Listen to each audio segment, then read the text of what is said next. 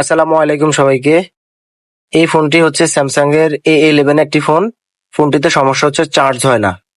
Charging এর পোর্টটা হচ্ছে type C charger.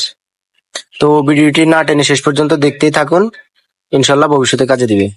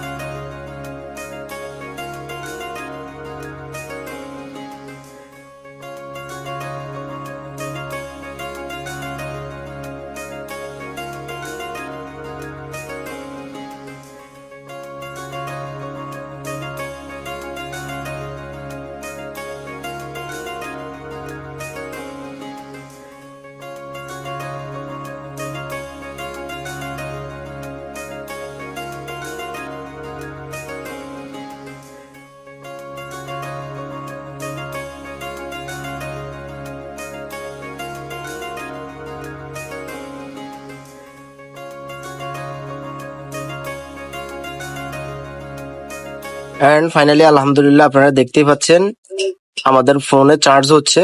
তার মানে আমাদের টাইপ সি যে চার্জিং এর সমস্যাটা ছিল সেটা সমাধান হয়ে গেছে।